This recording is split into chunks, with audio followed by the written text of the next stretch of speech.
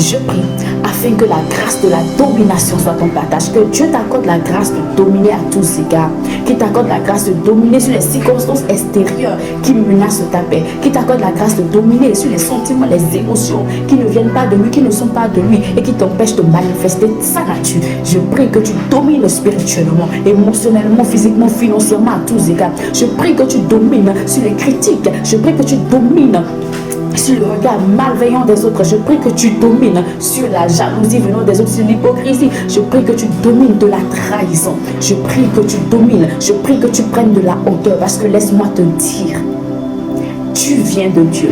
Tu as de la valeur. Amen. Tu viens de Dieu. C'est Dieu qui t'établit.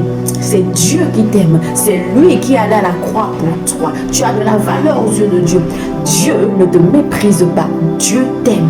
Laisse-moi te le dire. Alors cela peut te permettre de prendre de la hauteur et savoir que tu es appelé à glorifier Dieu, à t'attacher à Dieu, à manifester Dieu.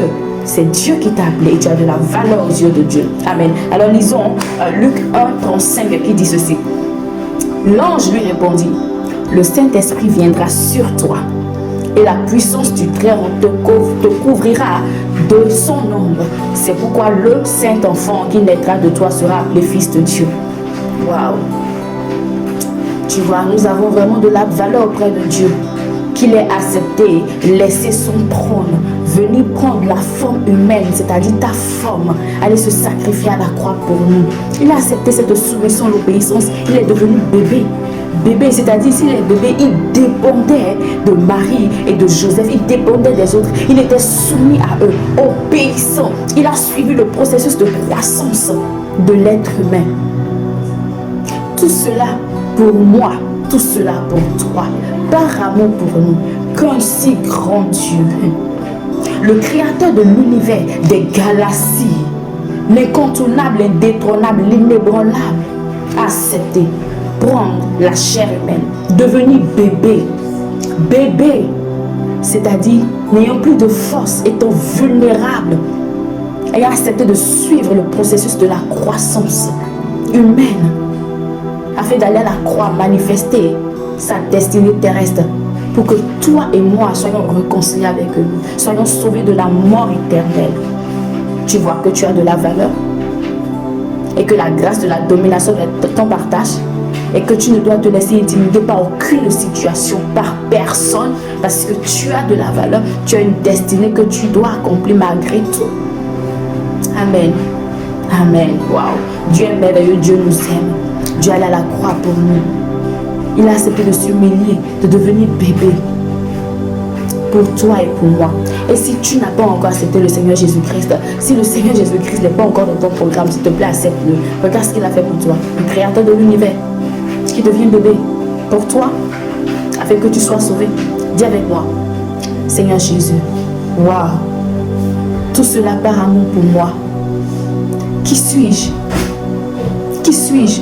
Pour des êtres ingrats comme nous, tu as quand même accepté venir t'humilier sur cette terre pour notre nature afin de nous sauver. Je ne peux que abandonner ma vie entre tes mains. Je te donne ma vie, Seigneur Jésus-Christ, et je reçois la tienne. Mais sois mon maître, sois mon Seigneur, sois mon tout. Amen. Tu as pris une très bonne décision et je te dis félicitations. Amen. Waouh. Alors, nous allons lire le psaume 29:11 qui dit « L'Éternel donne la force à son peuple. L'Éternel bénit son peuple et le rend heureux. » Alors, il t'accorde la grâce de la domination. Il te donne sa force. Dieu te fortifie à tous égards. Si tu manques de force, appelle à Dieu.